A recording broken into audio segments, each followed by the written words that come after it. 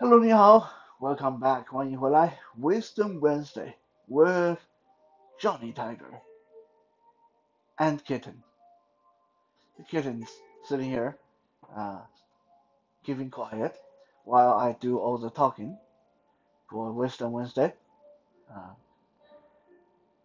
so the date is August 25th, 2021.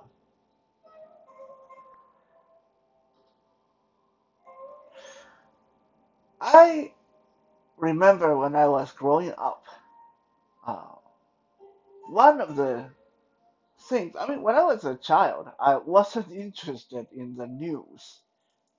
For the most part, I still am not. I mean, I make a s- uh, I make a point of listening to the news every day just so I know what I need to, if there's anything like water advisory or new coronavirus restrictions and stuff like that, and I need to pay attention to. But for the most part, news is just like really depressing, and for the most part, they don't really ever say anything other than depressing stuff. And you turn on the news and it's murder and mayhem and chaos. Just the other day, a friend of mine was asking uh, Kitten, who just came from California, that is the U.S. as crazy as it seems on the news, because here in Canada, whenever we see anything on the news about the U.S., it's like war or shooting or mass murder. We don't see the good stuff. We don't see, and so if you've never been to the U.S. and your only exposure to the United States is through the news, you get this really warped idea that the U.S. is uh, got to be a horrible place. There's people shooting each other all the time. But no, I mean, I've been to the U.S. many, many times in my lifetime, and every time I go there, I'm like, well, it's just like Canada. You get different brand and product, and some different names and restaurants, different places to go to. But for the most part, people speak the same language, people believe in the same thing, people do the same thing day in and day out. Yeah, okay, there are more people there carry guns, and they tend to shoot each other a little bit more because of that. But other than that, it's not a war zone. A lot of us get led to believe. So anyway, I got sidetracked there. I'm still not very interested in news, but when I was little, I definitely was not interested in watching the news, except for when they show the elephant named Lin Wang. Lin Wang was an elephant superstar in Taiwan. He was kept in the Taipei Zoo. I believe he passed away uh, quite a handful of years ago. But when I was growing up, Lin Wang was a sensation. Like every child in Taiwan loved to hear about Lin Wang. They like when they go to Taipei, they want to go to the zoo to see Lin Wang. They want to be able to hand feed Lin Wang a banana or peanuts or whatever, things like that. Lin Wang was like every child's best friend, you can say. The one bright spot that sometimes would capture my attention when the news came on, and they throw in a little bit about how the elephant Lin Wang was doing. I still remember to this day when they celebrated Lin Wang's 50th birthday, and they did it on the news. They made a cake, a 50-layer cake. That's almost as big as the elephant himself. I don't know how much of that actually went to the elephant, but I know the kids that were lucky enough to be selected to be there in person to celebrate the birthday for the elephant definitely had a lot of fun. I remember I felt so envious, and I felt like, why can't I live in Taipei? Why did I have to live so far away? I wanted to be there for the elephant's birthday. I wanted to be there at the zoo for the birthday. I believe I was like 7 at the time. So, yes, you guessed it. We're talking about elephant, which is really a strange topic when you think about it. When we're talking about Chinese culture, because a lot of people associate elephant with African culture, and Indian culture, and Thai culture, but most of us don't associate elephant with Chinese people. In fact, me included, because before I sit down and do my research for this episode, I spent most of my life believing that elephant was not a Chinese thing. Like if you asked me yesterday, before I did the research, if you asked me yesterday that uh, is there elephant in China? I would say no elephant. Like there's never been elephant in China. It's just elephant is more of a Thai or Indian thing. I would be wrong, and I would be wrong. In Mandarin, elephant called 大象, 大象, D-A, 大 is big, big, huge, 大象, Xiang, 象, 大象, elephant. I have always wondered uh, why do Chinese children always talk about 大象, elephant, and why is there always so much depiction and mentions of elephant in Chinese history and historical paintings and art? Yet, to my knowledge, until today, to my knowledge, I always thought there had never been an elephant in China. I mean, elephant. You think of elephant in India. You think of elephant in Thailand. Maybe in Tibet. But you don't think of elephant in China. Uh, Recently, there was a news of a troop of elephant that wandered through parts of China. That was quite a sensation, by the way. But my research has pointed to that there were, in fact, elephants in China, and quite a few of them, and they were quite intertwined with the life of Chinese people in the early days.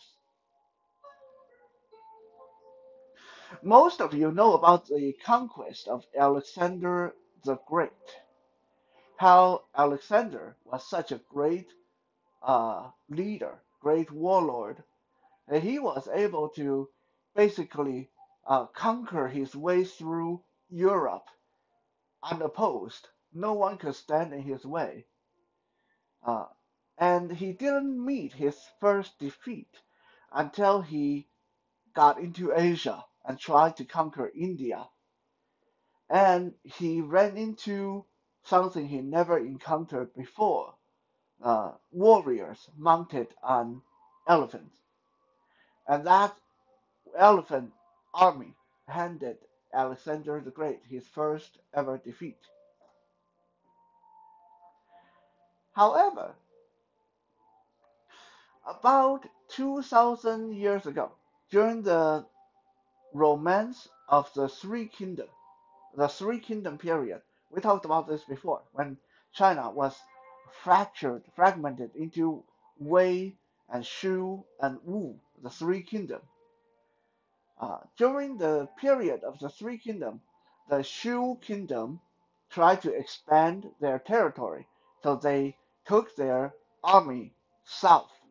From where they were, they went south to try to conquer what they called the southern barbarians, the tribes over there in southwestern China. The time is now 5 p.m. Thank you. And it was there in southwestern China, and this is historically traceable. I'm not making this part up. The army of Shu came across a barbarian warlord by the name of Meng Huo.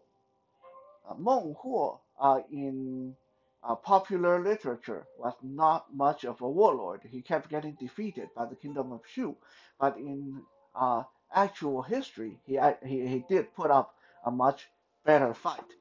When we look at how many years it took the kingdom of Shu to finally uh, get Meng Huo to surrender, we know that Meng Huo put up a really good fight in actual fact. Now, one of the things that Meng Huo did was brought in his own elephant army. Meng Huo had many warlords under his banner, many villages and clans, and one of those clans was the Elephant Clan. They were warriors trained to ride and fight on the backs of elephants. But here is something really interesting. The elephant army that gave Alexander the Great so much trouble ended up being defeated by the kingdom of Shu almost without any effort. Two different cultures, two different people, two different armies, both went up against trained elephant infantry. Alexander the Great, who was like the conqueror of the entire Europe, basically, who was the greatest of his time, got his butt handed to him by the elephant army, and yet the kingdom of Shu, who couldn't even defeat the kingdom of Wei and the kingdom of Wu. I mean, that's why there were three kingdoms, and neither of them could defeat each other. The kingdom of Shu, who was just one of the three, who couldn't even unite China, handed defeat to the elephant army like it was nothing. So what was going on here? Like, why was it that Alexander the Great couldn't deal with these gigantic machines of war, and yet the kingdom of Shu had no problem with them? This is because Alexander the Great had no experience with elephants whatsoever prior to getting into Asia, prior to getting to India. He might have heard of them, but he never fought them. He never encountered. He probably never even saw one. Don't forget there was no TV, no easy access to information back then. Not like he could just go on Google and bring up a chart of where is a weak spot on an elephant. No, he couldn't do that. So Alexander the Great came unprepared, while the kingdom of Shu was a completely different story. When did Chinese people first started using elephant? Well, we don't really know, but as far as written records indicate, uh, Chinese people, one of the first emperors of Chinese history, the Emperor Shun, from almost 6,000 years ago, had an elephant army. Historically, it was written when the Emperor Shun was cultivating, trying to turn some wilder land into farm. He had a whole regiment of elephants cultivating the land for him. So that is the earliest record of Chinese people having trained elephants to do their bidding, almost 6,000 years ago. And then as we start to go forward in the Han Dynasty, which is roughly 2,500 years ago, there were many mentions of elephant being used in labors and being used in uh, warfare. In fact, when the Han Dynasty wanted to expand their territory to the east, they used elephant to get that done for them. And then we look at many places in China. Uh, there, there is a mountain called Elephant Mountain in Shanxi uh, province, and there is uh, many depictions and records of bones and fossils of elephant being dug up in Hunan and Henan provinces. One of the most famous poems we have to read in elementary school It's called the river elephant, and in Taiwan and China. The river elephant talk about the one of the complete elephant remains being dug up by the Yellow River, by the side of the Yellow River.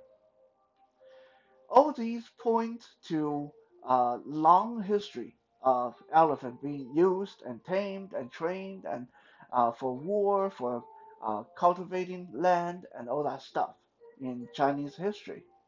It's even likely that Chinese people started training elephants to fight in wars before the Indian people in India did.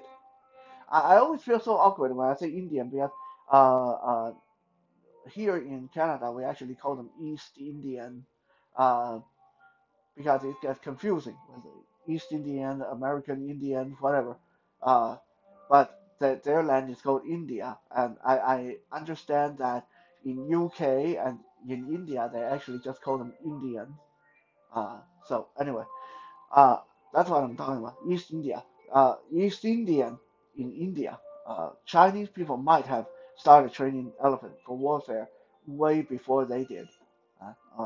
It's hard to say. Right now, it seems like it's a game with historians and uh, archaeologists to compete to see if India was first or China was first, uh, who was the first to do this, who was the first to do that. It's get very very confusing, and you know everyone has their own ideas and theories. Right? But suffice to say, Chinese people have been training elephants as of 6,000 years ago. So from the beginning, about 6,000 years ago, to the period of the Three Kingdoms, which was only about 2,000 years ago, Chinese people have been working with elephants for 4,000 years. So when the people of Shu encounter the elephant army, that's like, hey, hey, look at that, that's an elephant. Oh, yeah, I see them every day.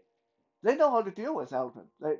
They knew all the weaknesses in elephants.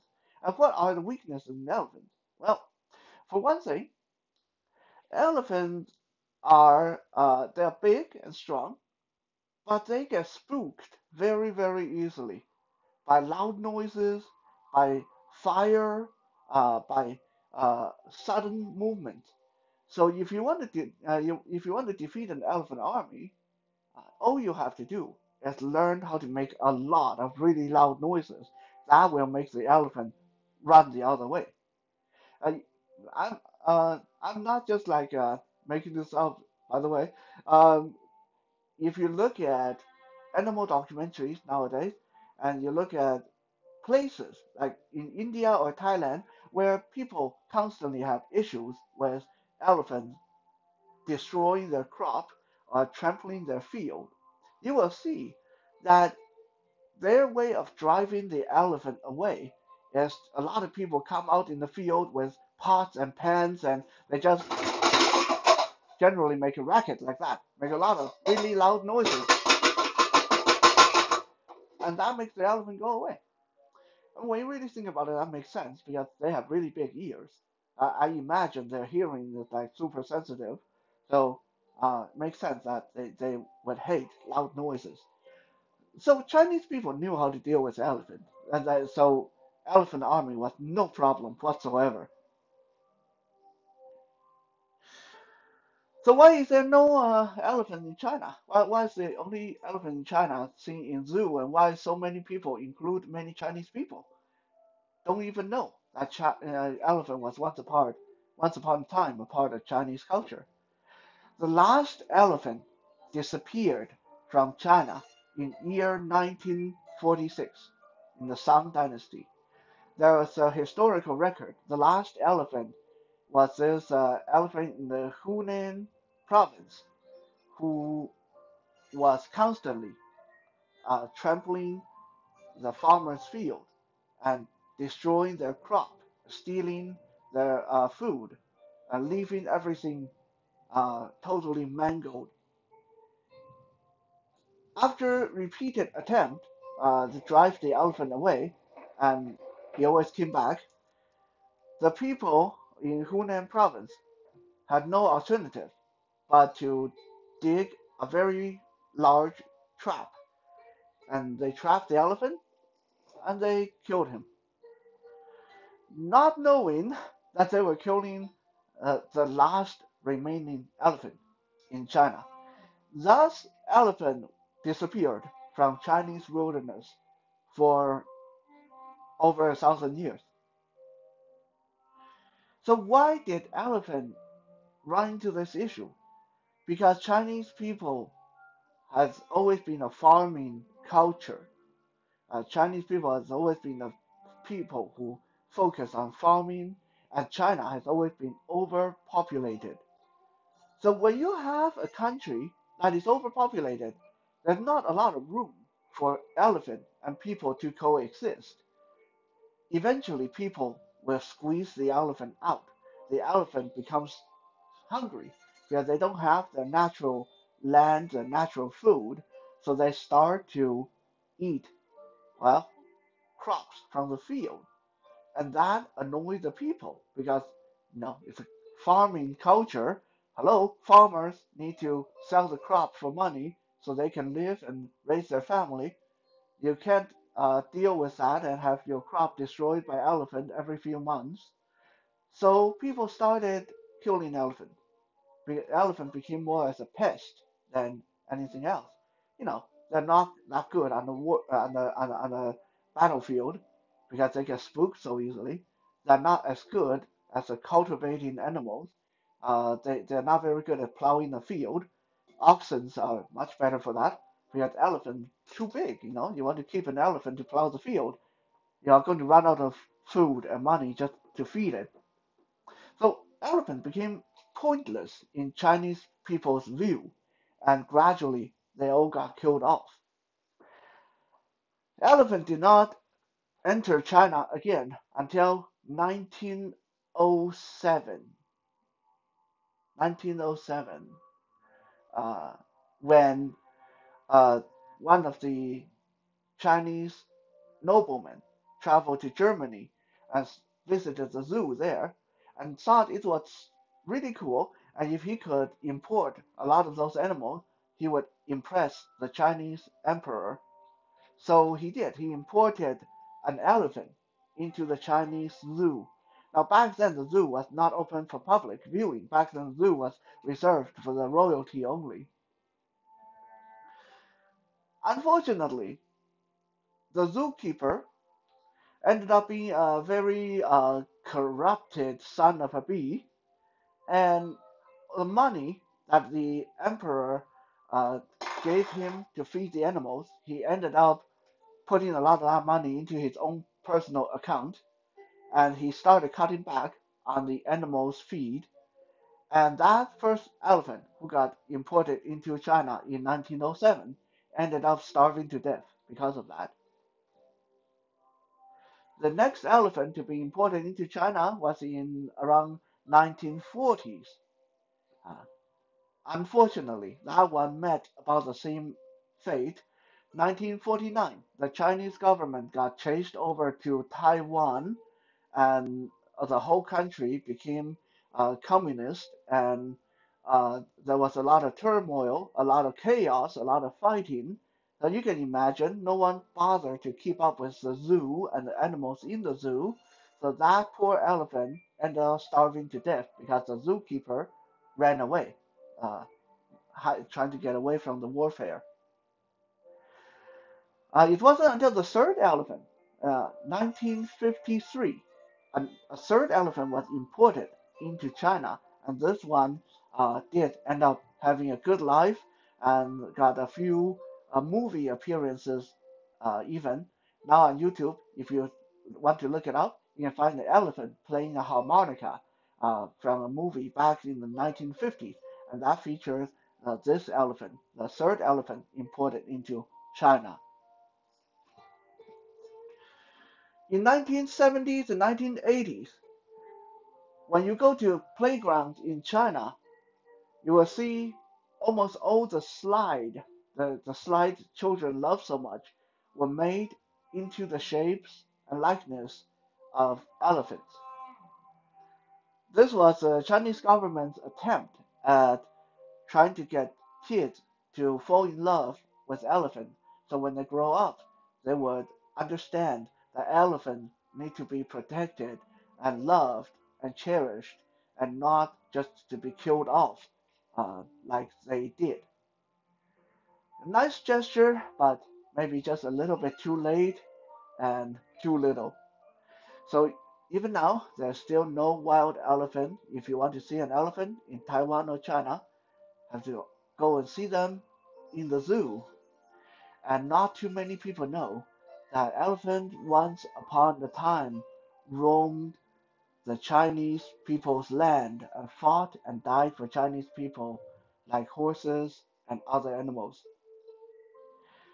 Thank you for checking out today's Wisdom Wednesday. We'll be back again tomorrow for Toy Thursday. For now, goodbye and 再见.